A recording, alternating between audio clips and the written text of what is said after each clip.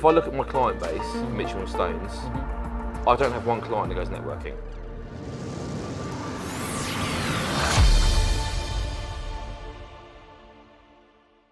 Okay, so this is exciting. You not being the interviewer. Mate, it's good to see you. No, it's good to see you. So, just before I introduce you, Josh, Yeah. and obviously what you do, Yeah. you're here today to talk about the importance of events. Yeah. And this is purely based on us trying to educate people in our audience and how to be better at certain things. So, Josh Mitchell from Mitchell and Stones, and also the co-founder of the Hampshire Business Show. Business Show, yeah. Great. I'd like you to give your intro to everyone that's watching. Yeah, well, first of all, Joe, good to see you, mate. Thank you you. know, I've been Good to been a big fan of all the stuff you're getting up to at the minute. Appreciate it. And it's interesting because when you sent me the LinkedIn message and you're like, we're going to do a podcast on events, I was like, right, take my marketing hat off, put my event hat on. Then I actually thought, hold on, it kind of is a marketing activity anyway. It is. But all stuff that we'll talk about. So look, my name's Josh, obviously as you know, but to the millions watching. One day. So I run a company with my business partner Chris called Mitchell and Stones. So we act as an outsourced marketing department, and typically we work with businesses who are really struggling to establish a performing marketing function, which is usually because there's baffled and confused around how to make digital and social media marketing work.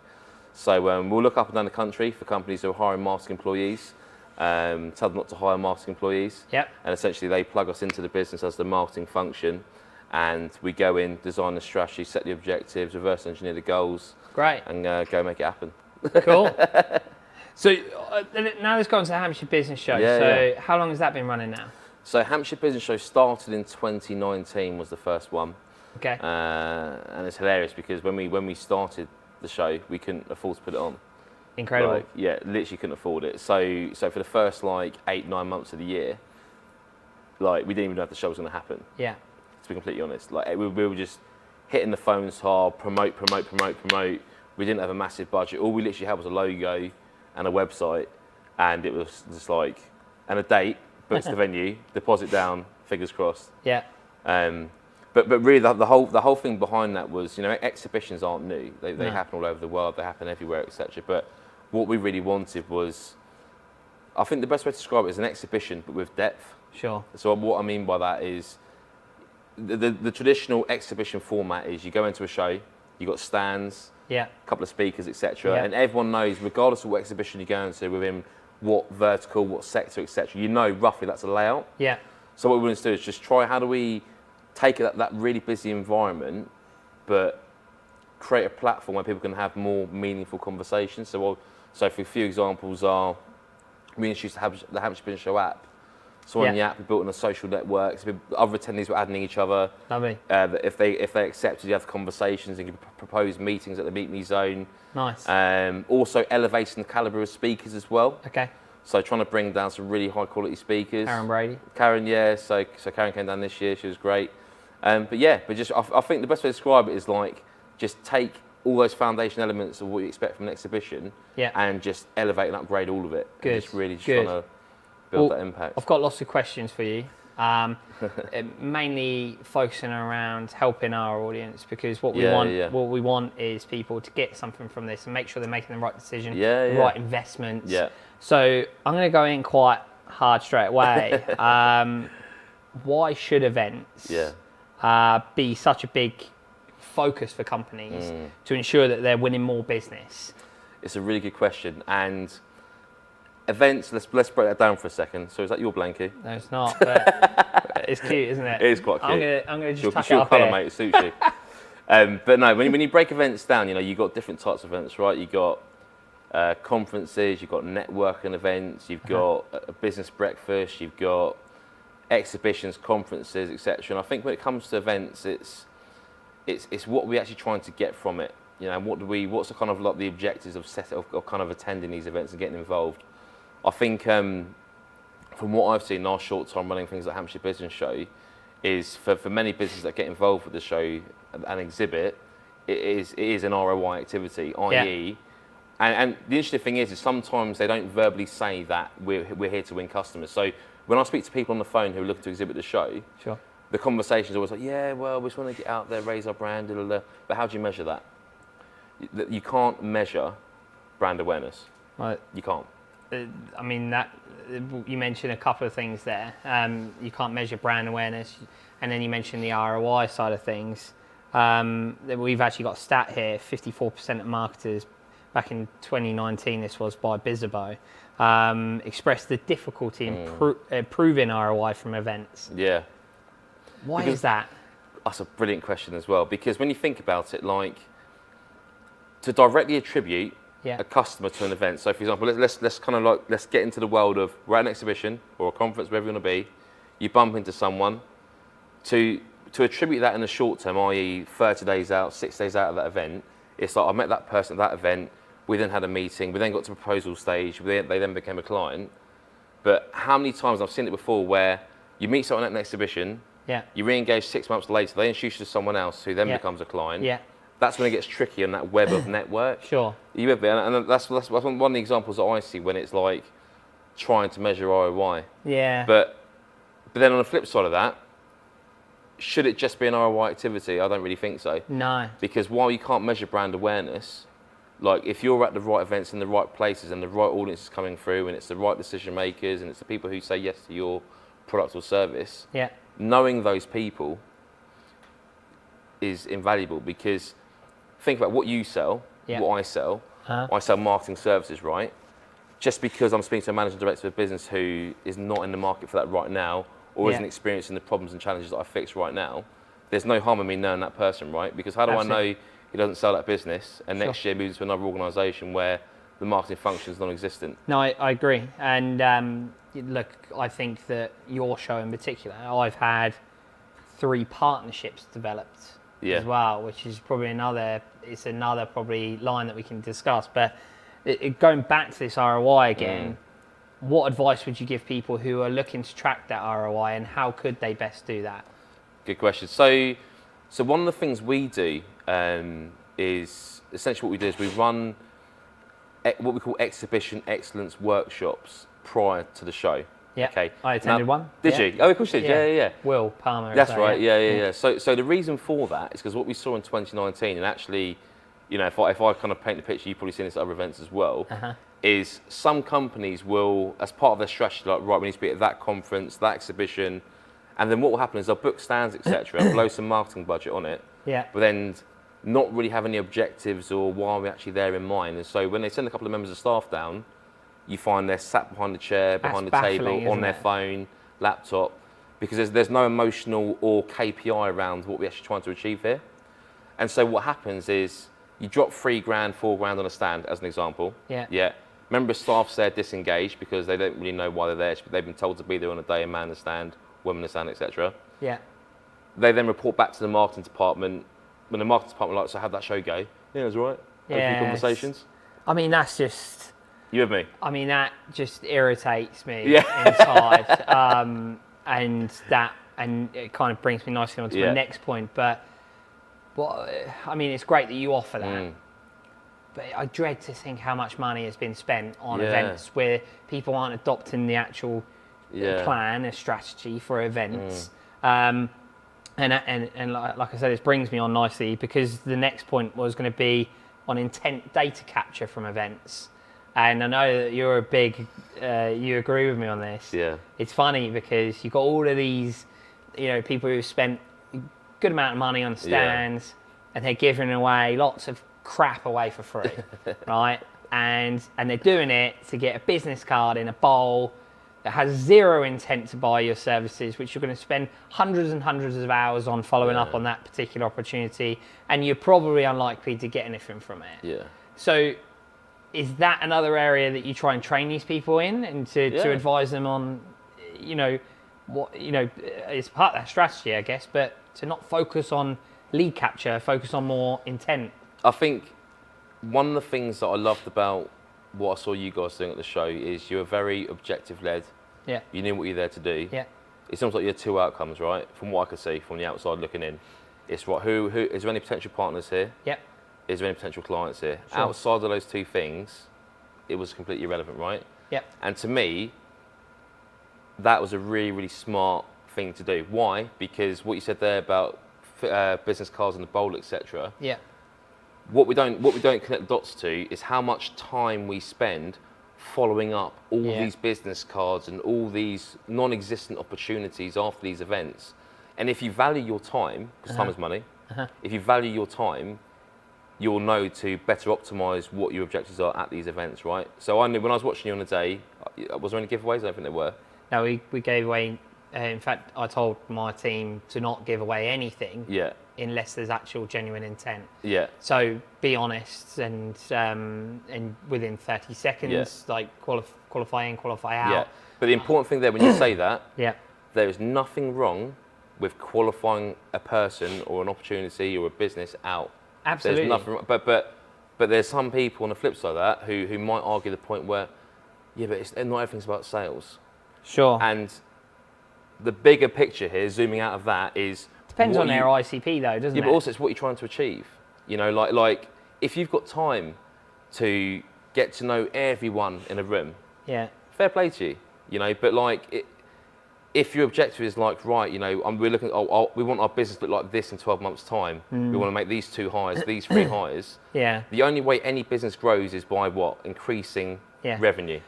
But I mean, I guess the question that, say if you had at your event, and then possibly may have been an IT company that normally works for businesses with 25 and plus employees, right? And at your event, let's say, I don't know what the stats are, that 50% of the people that came through that door were 1-man bands or 5-man bands. And then they end up trying to collect all this information, 50%, and your footfall's in the thousands. Wow, we're talking like, you know, minimum 500 contacts information if they tried to collect it all. And I think actually my team walked away with 9. Fascinating.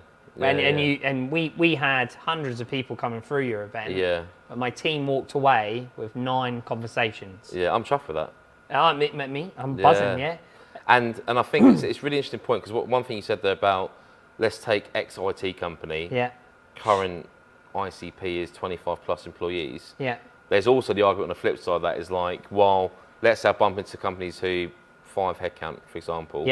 Could they one day grow into that? Yes, they could. I agree. That thing. But then back to the whole thing, which I agree with, is, and this is where it ties into what's called short-term sales activation, where it's revenue now. Or long-term growth. I agree on that point. The pipeline of tomorrow. Yeah, exactly. and we did a similar podcast. I've made that up, by the way. I'm going to slogan that. I was watching this. You're still there. Pipeline of tomorrow. Build the pipeline of tomorrow. I'm going to see that on all your brochures moving forward. I did a podcast yesterday. Well, we pushed one out yesterday, and actually on that podcast we discussed about like the lead versus intent, and actually not closing the door on opportunity. So you're right. If there is an opportunity that can once grow into that stage, it's a case of it's a case of adding them into your ecosystem, but not now ecosystem. So there's no aggressive sale needed. It's almost like keep passing them educational pieces. Yeah, absolutely. And I like what you say there about the educational pieces and delivering value, because one thing you said to me that's kind of hit home last time we spoke, and even before we started recording this, was like, there's nothing wrong with helping. No. There's nothing wrong with it. No. You know, and there's value that you can deliver to people right now, which help them get to a point where they can like afford your services in the future. It's almost like loyalty from the off, right? Absolutely. And I was actually going to mention about the qualification on the stands that, and we did a lot with Will Palmer. I think a lot of people did at your pre-show events, which are really useful, and you should check it out, because he's got a good way that you can create a 30-second pitch where you can almost identify whether they're the right fit. So it's definitely worth looking into. But then I was going to, I guess, for me, you know, now I've done your events, I've now noticed an area that a lot of people don't really have the confidence to go for. But how important and how different is it to have a keynote speaking section at an event? Oh, that's a brilliant question. That's a great question. That's a really good question. By the way, I want one. So what's that? I want one. Is this a little subplot to it, isn't it? So I'll let you know. So, so it's a really interesting point, and the value is like, as an organizer, we get this side of Christmas, we get a few speaker inquiries, but when we're in the thick of it around February time onwards, every week, at least 3 or 4 speaking inquiries. Sure. And it'll be a mixture of individuals asking to speak themselves on specific topics. It'll be a mixture of PAs to certain people asking to speak on certain topics. And when you think about why, it's because essentially it's like when you're marketing or you're prospecting or anything like that, what you're trying to do, you're trying to get in front of the right people to talk about a certain problem or a certain topic or a certain product or a service, right? Keynoting at the right events where the right people in the room, it's almost like, oh look, all, you know, they're and flushed out almost for as sure. well. So we spend, and then the keynote talk, we'll spend the first 45 minutes just showing everything we got. Here's our value. Here's everything we know. And you watch the audience, all the light bulb moments. Oh my God, yeah. And then you watch a good keynote speaker finish, and you just watch everyone kind of like magnetise towards them. Yeah, like amazing, isn't it? And I just went to a show in Leeds. Actually, we had a stand, and then I went and watched the keynote speaking sections. Yeah. And our footfall at that event wasn't great. But then I spoke to one of the keynote speakers because I saw their stand just erupt. And let's not be around the bush. The keynote speaking section is a great opportunity to build that trust in your brand instantly. Yeah, massively. And a company, I'm sure they won't mind me saying their name, Force 24. They're a marketing and automation platform. Yeah. Doing really good stuff. But their stand was just full after that keynote speaking section. So, I mean, that's why I think for us, if we are to do events moving forward, it's all about... I don't blame you. I really don't blame you because also as well, like, away from the exhibiting, the networking piece, a big part of it is upskilling. People are going to find, you know, it's almost like that, what's it called? It's when we're unconsciously incompetent.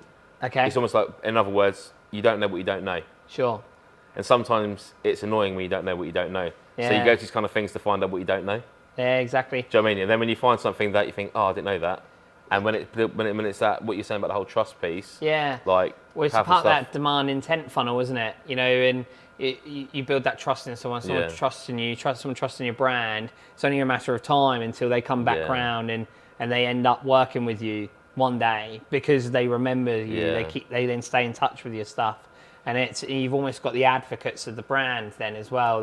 For sure. Which they don't realise, but they're helping push your brand further than you think. Yeah. Well, I agree with you, and I think that trust piece, what you say, is like, you know, ultimately that's what everyone wants to build, right? Build trust with the right people, and you build trust through solving people's problems and just delivering value. Sure. You know, but also questioning markets you're in, and I think you do that quite well in your space. Yeah. You question why things are the way they are. Yeah, we're certainly trying to. But then that helps you cut through the noise, I think. Yeah, you know? Agreed. Yeah, and I think that's pretty much our aim as a company right now. Okay, let's talk about this. So I don't know whether you've turned people away before. Yeah. We turn a lot of people away. I don't know whether it's the same thing for you. Yeah. But how should someone know whether an event is right for them, or how can they tell whether an event is right for them? It's a question. I think when I look at the good questions I get asked, it's who's attending. Yeah. And go another layer down on that, it's what sectors. Almost like asking about the attendee summary. So, what percentage from what kind of area in the organisation, i.e., is it C-suite, is it the MDs, the FDs, the decision makers? And really, I think from that information, you know, you should be able to gather whether it's right for you or not. Like, you know, like for example, there's lots of very niche exhibitions and conferences, which makes sense to a certain extent, but also they can be quite counterproductive because you end up being in a room surrounded by your competitors. Yeah, there's that. Like for example, HBS it's B2B. It's B2B focused. Any business that sells to another business is right. So we get a really diverse range of sectors. And from what I've found and what I've kind of seen over the years is, when I say over the years, we've run 2 exhibitions. Over the last 2 events we've run. Yeah, good events, good football events. So, 2020, won't talk about that one. But it's usually companies who can work with and sell into a wide range of sectors. Yeah.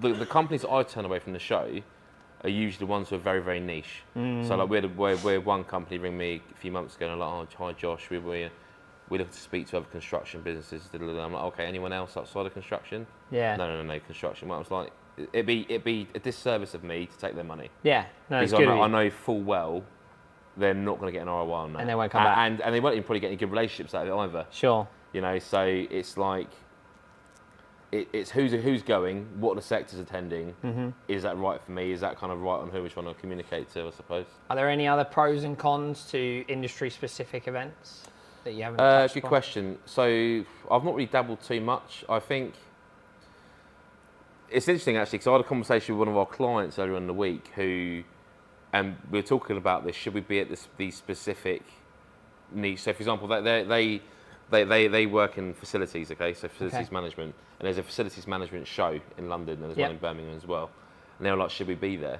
And one of the directors was like, no, we shouldn't be there. You know, there's lots of competition. And the other one was like, yes, but also all of our partners are there. All of our partners that we sell their products are there. So it almost comes around. It almost like sparks a conversation where actually we know we're not going to get an ROI from this. Yeah. But we need to be seen there Yeah. because we need to be seen with the big players in our market. But then again, is that an ego thing? I don't know. It's interesting, isn't it? I know a lot of people who do that, and it's almost frowned upon if they're not there kind of attitude. Yeah. And some of these events, what we're talking about, 15, 30K sometimes as well. But interesting what you just said there as well about how much it costs to be there. And I find how the size of a business very much determines the emotional attachment and the objective they're looking to achieve. Okay. So what I mean by that is, what I find anyway, is the smaller the business, micro level, if they drop 500 quid in the stand, there's a real, and quite naturally, of course, you know, it's 500 quid is a lot of money to a very, very, very small business. So like, there's a real big emotional attachment to it, and it's like, well, ROI. But then what we find is the bigger companies, of course, you know, they've got more money to spend. It's like, for a lot of them, it's for some companies that exhibit at the Hampshire Business Show, they're not even there for an ROI. They're there for presence in the community. It's actually no longer a marketing activity. It's part of their CSR strategy in supporting the local community, local economy, that kind of thing. I think actually that's probably our future aim. Yeah. That's why we would want to. Of course, we're there to make business. We're there to build relationships. We're there to almost build that brand within our community. Yeah. But I think also to educate our community, and like you say, when they start to grow, and they end up falling into our funnel, you know, they will remember. So I understand the benefits behind that. Another study from Bizabo actually, 2019 again, because pre-pandemic. How much time did you spend on Wikipedia before this? Well, I don't actually. Alex does. Good work, Alex. 61% of marketers. Well, we do go through it beforehand, though. 61% of marketers believe that in-person events are the most critical part of the marketing channel, which they've seen a 20% increase since 2018.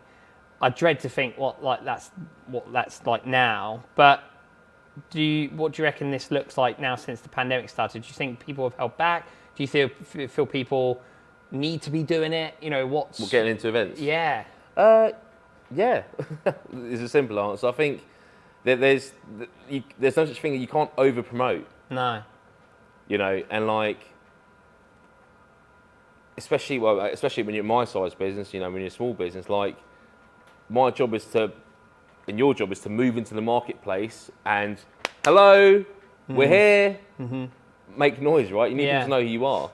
And like, so wherever you can be, if it's the right place, for example, there's no point in me going to the Farm Innovation Show in London. No. Mitchell & Stone's little marketing company for Motion Village. Because we'll be like, hi guys, look who we are, and like, it's just a complete waste of time. Sure. But like, you can't over promote. So if it's the right place, the right people are going to be there, the right company's going to be there, be there. If you can't afford to exhibit, attend. That's a good point, actually. I think a lot of people don't look at their client base and then attend the events that their clients are at. Yeah. That's something that we've started to do quite a lot. So we go along, we support our clients for a bit on their stand, but then at the same time, we've got an excuse to go around and say, hey, we're supporting our clients who fit in that same kind of category. Which is a good strategy for people who maybe might not have the funds to do it as well, like you mentioned about. But going back to this increase over the years in-person events, why do you think it's increasing year on year? That's a really good question. I think it's just because when you look at, for example, marketing, right? When you look at when we talk about traditional marketing activities, what have we got? We've got, back in the day, we had Yellow Pages, Thompson Local Mag.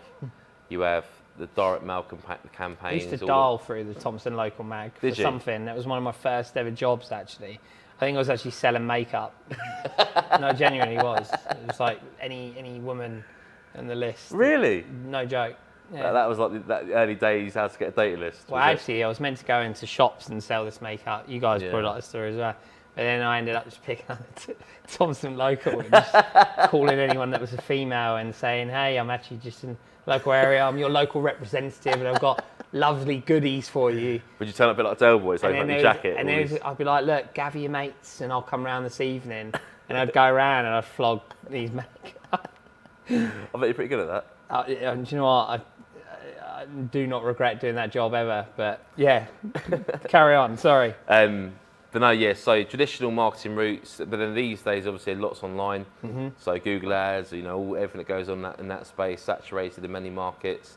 It's just another activity, and I think it's an activity that probably has been undervalued for a long, long time. Yeah. Maybe, but to me, it's I don't know why you wouldn't. And maybe the reason the numbers are going up is because people are realising that.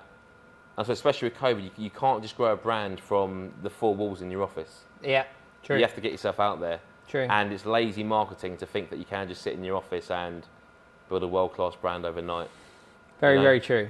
Very true. Interactions lead to transactions. For sure. Now, different type of event. Yeah. Networking events. Cool. For me, I have my opinion. I'll come on to it in a moment. Yeah. But do you think a lot of people are quite hung up on networking events and actually the true value is just lots of people trying to sell to each other in one room? It's a good topic. It's an interesting topic, one of which has millions of opinions. So my view is there's levels of networking events. Yeah. Okay? I think, to me, when I look at an organisation, whether it's mine or a client's, okay, obviously you have the functions, the people function, the finance function, business development function. Obviously, depending on how mature the business is, whether it's brand new or not, you have different layers of how mature those processes are, okay? Now, to me, networking and the reason why people go to these networking events, ultimately, is to win clients. Yeah. Okay, you can't hide the fact, if your business does not make money, you do not have a business. Fact, okay? So, to me, a strong business development function is being able to identify what are my routes to actually win new clients. For some people, it's cold calling. Some people, it's Google ads, or the rest of it. Now, the networking events that I try and steer clear from, I call it catch-up club. Do you want to catch up? Yeah. Do you want to catch up? Yeah. Do you want to catch up? Like, there's nothing wrong with having relationships with people and all that kind of stuff. That's a good thing, okay? But when you're spending 9 to 5, 3-4 days a week, catching up with people who you know already, in my view, that's a bad use of time. Yep. The way I but then again, there are other networking events where everyone is objective driven. I think some of them you bring referrals. I don't go networking, to be completely honest, mate. I go networking once a year. This Hampshire Business Show. But then, the analogy I can give you is like, for example, if I look at my client base, for Mitchell and Stones, I don't have one client that goes networking. I don't have one client that goes networking. And just to be clear, that's not because they don't like meeting people or they don't have busy. It's because they're running their business and growing their business. And I always find it's people trying to look busy.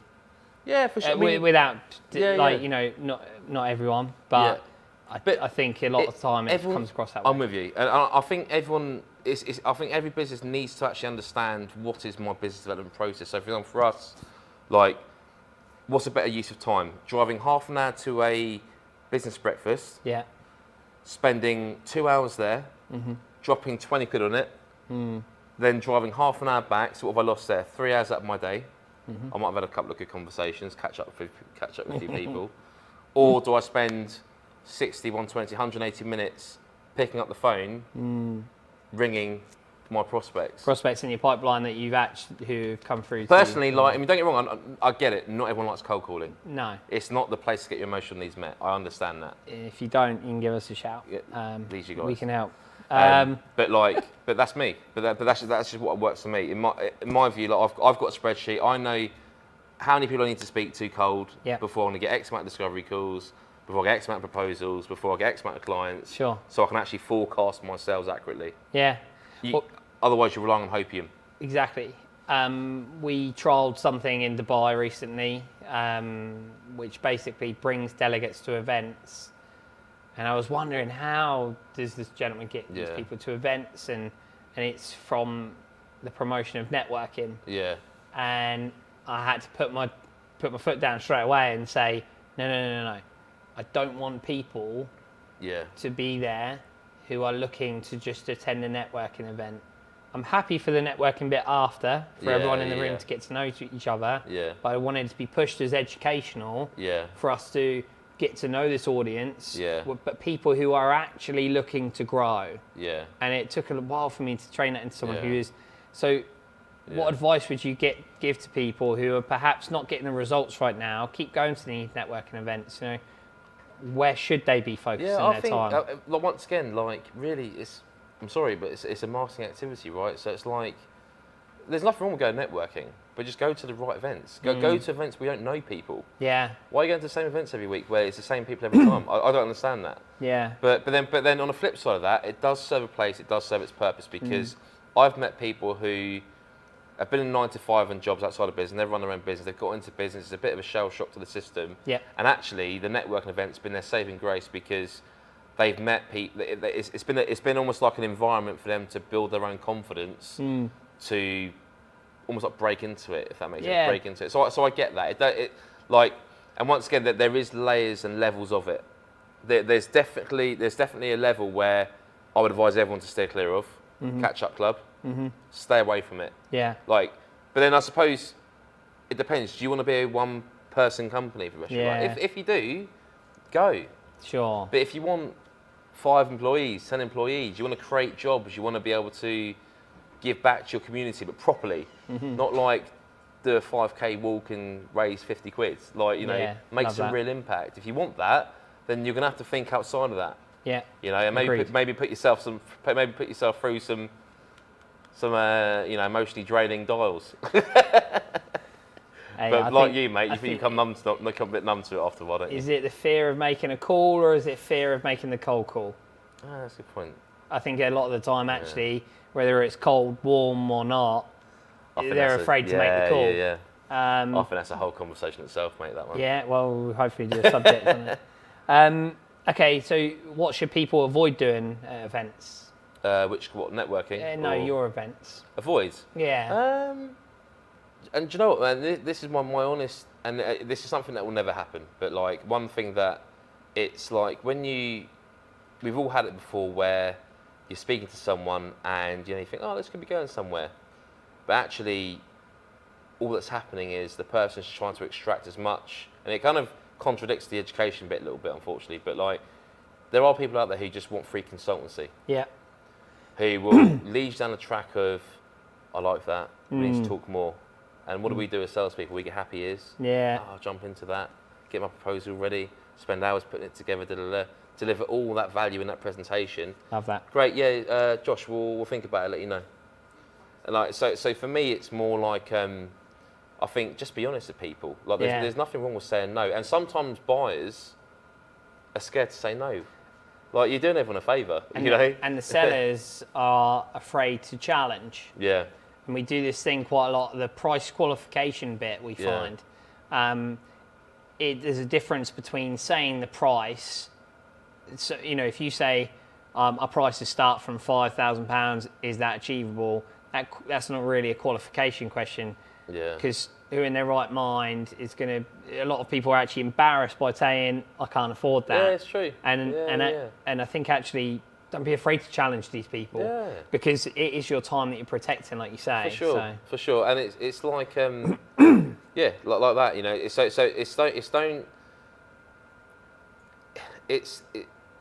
I think it's have the integrity and honesty to be like, I don't think I'm gonna be a good customer for you.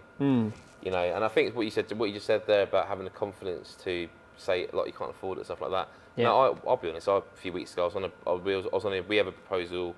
Then we usually have a yes/no call. And on that yes/no call, we either say yes, we're working together, or no, we're not. Yeah. And I could just see, you know, great guy, really nice guy, a great business as well. But I could just see he didn't want to do it. Yeah. But he just couldn't say no to me. And I said, look, it's okay. Yeah.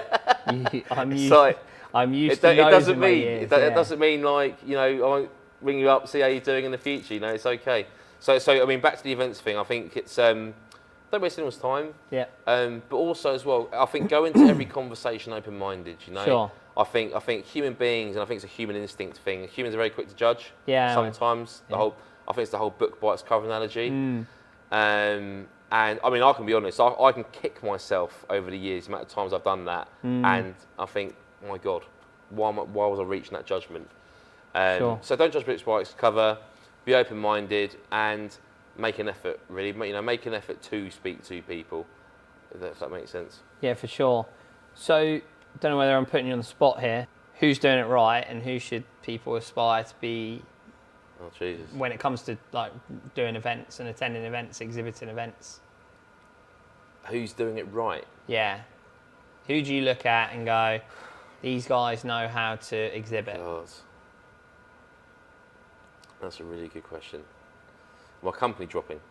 I think it's important to share, you know, who's doing it right, so then people can then look at them and network with these people and go, okay, we then. So there was a few at my show. Okay. I can't vouch for everyone. I didn't have time to look at what everyone was doing. And when we define right in the sense of like strategy, setup, you know, I guess thought process behind the event, outcome, delivery. Yeah. Well, I think you guys did a good job. Genuinely saying, I'm not just saying it because I'm on this podcast with you. It doesn't mean you're speaking next year either. I think. What if I pay? Well, that's a different conversation. We'll have that one off camera. So you guys did it pretty well. I think. Do you know, interestingly enough, actually, it's always the marketing companies, in my view, that always. They're very, very good. Yeah. When you eavesdrop, obviously I'm a marketing company, so I have a little eavesdrop now and then. Rebellion? I think she did a great job. Yeah. They did a really good job. I love her brand. Love the colours. I think she's herself. We saw her in Leeds. Yeah, we had a good chat. Oh, really? So yeah, she was opposite our stand. Yeah. It was a good chat. There's a few. Like I think Hampshire Flag did a great job. Stellamar did a really good job. The Your Lead Machines guys did a good job. I think. There's a few property companies there that did good jobs, and when I'm saying what's ticking the box for a good job is, you could see that there was a conversation with everyone, but the ones who you could see they were outcome driven, and when someone didn't work for them, or the conversation wasn't really kind of right, because at the end of the day you've got to remember, and however it might be perceived, is the companies that exhibited, you paid to be there. Yeah. I need you to win some customers. Yeah. Because otherwise you're not coming back. Yeah, for sure. Do you know what I mean? Yeah, no, 100%. So there's nothing wrong with that. No. And the ones that I saw that are really outcome driven and making sure they were doing that, with those companies. And once again, there'll be a lot of companies that exhibited this year who will not come back. Fact. Because the talk tracks will be, we didn't get anything from it. We had a few good conversations, which means what? Yeah. And the ones who will come back are the ones who were outcome driven and knew what they wanted to do from the off. For sure. Agreed. Don't know if you've ever looked into this, but Tech Republic predicted that this year would be the increase in more hybrid events ever. Yeah. Have you ever looked into it firstly? And what are your views and thoughts on it? It's a good question. My honest opinion is towards the start of, when COVID was kind of happening. Actually, should we explain what hybrid events means, just in case anyone doesn't know? Yeah, I mean, my view of a virtual event is obviously the kind of webinar size and tech platforms for that. Hybrid is an in-person event which can also be streamed in virtually, right? That's my understanding. Yeah, that's what what it is for me. So my view is you can't beat face-to-face, but then again, I do understand it serves a purpose. So like one thing we're looking at, sorry, let me rewind that actually a little bit. Mm-hmm. The hybrid thing, personally, I personally probably won't adopt it, I don't think. Okay. And the reason for that is because for me, it's either an in-person event or it's a virtual event. Okay? Like an exhibition, in my view, I can't understand, and please comment below if you think I'm wrong, I can't understand why you run an exhibition hybrid. I don't understand.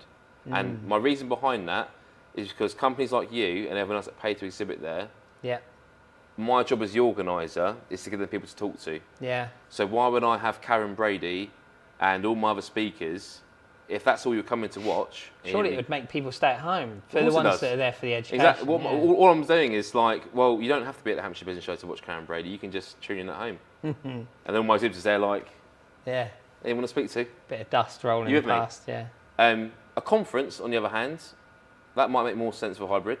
I understand that. But then, like for us, for example, we're treating virtual events. So, for example, end of January this year, next year, we're running a B2B marketing jumpstart bootcamp. Okay, cool. The reason that's virtual is because we're opening up UK wide. Sure. Yeah. It also strategically acts as an incubator because to put on an in-person conference like that, you've got the capital, you're restricted by geographic, and so there's more risk of it going wrong. So the way I see it is if it works virtually, it's almost like, right, it works virtually, bring it in person. Yeah. Because if it doesn't work virtually, you've lost a few grand, but it's not the end of the world. You still live to see another day. No, I like that, and I like that thought process behind it. We actually have been blessed by LinkedIn and given LinkedIn Live rights this week. Congratulations. Yeah, How's it feel? It felt great. Considering I really don't have the following compared to others, and who have probably been. You've got it, have you? No, I've not got it. Oh no, so people are kicking off at me because I've got it. I'm like, ha. No, that's right. But the first thing that we're doing now with the team is planning lots of virtual events. Yay. Important, probably not massive footfall through LinkedIn Live yet. But absolutely. How important is that to business's strategy? And I'm not just talking about LinkedIn Live, but virtual events in general. Yeah, massively. Yeah, really, really important. I think I struggle to find a sector who could not run their own kind of virtual events. Really, when we talk about virtual events, I think everyone's like, "Oh, webinars." Like there is more to life than a webinar. Yeah, for sure. Do you know what I mean? So it's like you've got why not put on your own virtual conference or your own virtual boot camp or masterclass or acceleration program? Or, why not? Like we got a client who works in the commercial real estate kind of sector, and they're going to be running. They got so many skill sets and competencies in house. So one of the parts that we're kind of implementing for their strategy for next year is start running, just like where it is webinars or it is like online, just like masterclasses, understanding and 5 steps to understanding this. Just it's such a powerful tool because, all right, look, is there a time commitment? Yes, there is. Is there a time investment? Yes, there is. Are you educating people? Yes, you are. But on the flip side of that, when you get smart of it, you're actually recording content. Yeah. So you're actually supporting all your social media channels anyway because all the content is being delivered live to potentially a prospective audience. Yep. But also as well, you can chop it all up. Content forevermore. The biggest piece where people fall over on social media is the frequency. Yeah. We all go through big 2-3 week bursts where it's like, right, that's it, we're doing it. 3 weeks later, big client comes in, everything falls over. So it's almost like keep that content bank nice and full. I do it all the time. I'm pretty reactive with it these days. That's good. Well, that's why you're here. Like we like people like you. So thanks, mate. I do appreciate that. We see you as pretty much a kind of almost a category leader for business shows in Hampshire at the moment. Thank you. I appreciate that. So I guess this is your opportunity to talk about what's the goal now. Are you looking to go more are you expanding out of Hampshire? Are you looking to? You mentioned about the virtual events and the boot camps, but what's the goal here? It's a really good question, and it's something that me and Chris, my business partner, we've been pondering for a while. And originally we thought, right, there'd be like a Hampshire business show, then a Sussex one, then a Surrey one, then a London one. But actually, I think what we want to do on the in-person event side is actually keep them all local. Cool. So obviously we've got HBS. There's a few other niche sector ones that we're thinking of in the future. Of course, Mitchell and Stones. I think with Hampshire Business Show, sometimes people, I don't know if other people don't know that I've got Mitchell and Stones, or they forget, or I don't know. But we're looking at running some conferences in person, but I suspect it'll all stay local. Okay, because one of the things that bugs me really, and I suppose one of the reasons we started HBS, was all the big expos are always in London for some reason. There's always you have to get that trek up to the. I don't get me wrong, the XL's quite nice. It annoys me that's £9 for a foot long for Subway. I think that's criminal. Food is £9 for a foot long. I think it's criminal. So that sparks my. You like that one, didn't you? My mission. I can agree with you. He knows £9 for a Subway. You literally tap your card and you think I've just been robbed. Absolutely. But no, so we're going to keep things local, but I think we're going to just keep upgrading, keep getting better. I think, and not to stagnate. Love that. So I guess in closing, then it would be good to give advice for those who are procrastinating right now and doing events, and give what would be the final piece of advice for those who have really thought about doing events, and just giving a bit of confidence that go do it. Yeah, I think if it's the financial thing, it's like I don't know whether I should put money into it. Don't do it because you're only going to do it half-hearted anyway. Yeah. Because you'll buy a stand, so you'll book a stand, spend 800 quid in it, but then you'll spend 60 quid with 2 budget roll-up banners. Yeah. And not look the part anyway. You know what I mean? Yeah. So if you're not sure, attend first, see what it's like.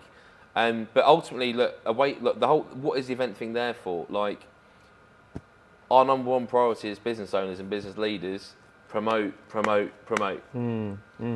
If people don't know who we are, doesn't matter how good you are at what you do. If no one knows you, it's useless. Absolutely. Useless. I know some amazing people who are just unbelievable at what they do. Better than like a lot of the well-known brands, kind of what they do, but no one knows them. And the unfortunate reality is the best product, the best service does not win. Yeah. The most well-known products, the most well-known service wins. Absolutely. And I think this is why we're trying to share all these pieces, creating a word-of-mouth strategy, the importance of video that we did with these guys as well. Obviously the importance of events, and I think we've actually got importance of content delivery in the next couple of weeks as well. So, like that. Look, for those who are interested in the Hampshire Business Show, when is the next one? Thursday, the 22nd of October, 2022. So loads of times to prep and plan, and how can they book? HampshireBusinessShow.com. So go to the website, book in for a discovery call, find out if the show's right for you, rewind whatever we spoke about today. Yeah. Ask us who's coming, we'll let you know. And obviously we'll talk about how we promote you as well in the build up to it to get some eyes on your brand. And I'll be speaking there, so yeah. No, there'll be a workshop in the morning. We'll put you on a graveyard shift, 4 o'clock onwards. No, I'm joking. Love it. Joe will be speaking there. All right, we'll make his dreams come true. Yeah. I appreciate you coming on, and thanks for your time. Mate, always a pleasure to see you. Appreciate it. Always a pleasure. Cheers, guys.